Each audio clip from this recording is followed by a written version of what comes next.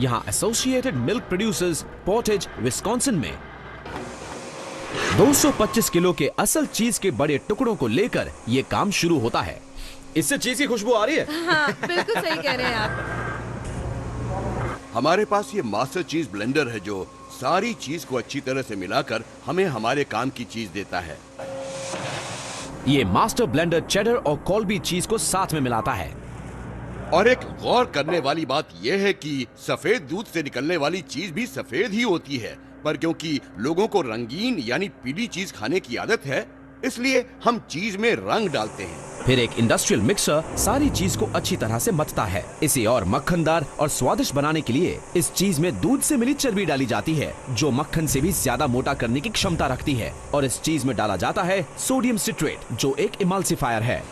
Emulsifier protein और fat को अच्छी तरह से मिला देता है, वरना ये पानी और तेल की तरह अलग हो जाएंगे, है कि नहीं? ठीक कहा, बिल्कुल ठीक। वे सिर्फ मिलते ही नहीं बल्कि ऐसा करने से इनके बीच एक केमिकल रिएक्शन भी होता है। मथने के बाद ये चीज जाता है एक मंजिल नीचे इस मशीन में।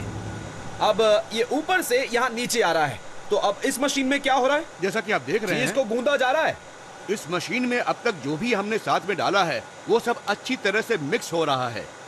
तो अब बस इसे गर्मी की जरूरत है। बिल्कुल सही। तो हम चीज में गर्मी डालने के लिए एक बहुत ही लाजवाब मशीन के पास खड़े हैं। ये भाप को इंजेक्शन की तरह चीज में डालती है। चीज इस नली से निकलकर ऊपर जा रही है और इसके हर बार रुकते ही इसमें भाप डाली जाती है और फिर कुछ ही सेकंडों में इसके अंदर का तापमान जो है वो 18 डिग्री से 82 डिग्री हो जाता है। ये तकनीक मुझे बहुत अच्छी लगी। इसके अंदर हो रहा पैस्चराइजेशन सारे संभावित रोगाणुओं को मार देता है। इतना बढ़िया चीज देखकर मेरा मन इसे खाने को मचल रहा है। लगता है ये पूरी तरह तैयार हो गया है। जरा इस चीज का लचीलापन तो देखिए। आप इसकी परत देखकर ही बता सकते हैं कि ये हमारे बर्गर में घुलने के लिए बिल्कुल सही है। जरा चख के देखता हूँ। लाजवाब है ये। इसके बाद इस चीज को आकार देकर ठंडा करने के लिए इस स्टेनलेस स्टील बेल्ट पर डाला जाता है। इस बेल्ट पर पानी और ठंडा करने वाले द्रव से इसका तापमान नीचे लाया जाता है। ये चीज बड़ी है मस्त मस्त। वाओ। तो अब इस गरम चीज को कितने तापमान पर लाया जाएगा? इसका तापमान 73 डिग्री से 10 डिग्री सेल्सियस तक लाया जाएगा। वाह क्या बात है। तो चीज उन 4 नलियों से निकल रहा है। हाँ बिल्कुल। और फिर ये मशीन इसे चपटा करके इसकी चादर बना देती है। बहुत बढ़िया तरीका है। अब ये चीज की चादर बर्गर पर डालने के लिए तो बहुत बड़ी है। तो इसका मतलब कि हमें इसकी कटाई करनी पड़ेगी। इस बड़ी चादर को चीज के 20 अलग अलग फीतों में काटा जाता है। हाँ, अब ये फीते चीज के टुकड़ों जैसे लग रहे हैं।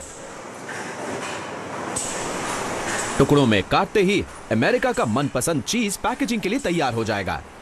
जरा देखिए इसे, है ना इसके लचीलेपन में कुछ खास बात? कितना मुलायम है। हाँ, चमक मार रहा है। आप इसे बिना तोड़े काफी खींच सकते हैं। अब जरा इसे बीच में से मोड़ कर देखते हैं। ये देखिए। मुझे तो बस स्वाद से मतलब है। फिर खाइए। हाँ।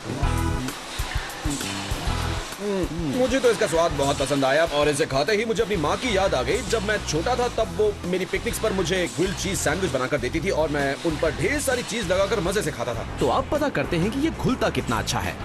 क्योंकि बर्गर पर डालने पर इसका घुलना ही सबसे ज्यादा जरूरी होता है। तो ये नेचुरल शेडर चीज है। हाँ, ये वही और ये है। प्रोसेस्ड है। और ये प्रोसेस्ड चीज है। ओके। तो अब मैं लैब में हूँ जहाँ ऐसी चीजों की जांच की जाती है। स्वाद तो हमें पता है, पर इसका घुलना सबसे जरूरी चीज है जो हम यहाँ जांचेंगे, बहुत राइट? जरूरी है, क्योंकि अगर ये ज्यादा घुलेगा तो बर्गर से गिरने लगेगा। ये जरूरी है कि ये उतना ही घुले जितना कि हमें चाहिए। अब हम चीज को ओवन से बाहर निकालेंगे। ओके, आप देख सकते हैं कि नेचुरल चीज में चीज से तेल छूट रहा है और प्रोसेस चीज घुलकर अच्छी तरह से चारों तरफ फैल गया है। इसलिए ये चीज बर्गर के लिए बढ़िया है और ये साबित हो गया है इस लैब में कि नेचुरल चीज हमारे बर्गर के लिए सही नहीं है। उसके लिए हमें चाहिए घुलने वाला प्रोसेस्ड चीज। सही घुलने वाला चीज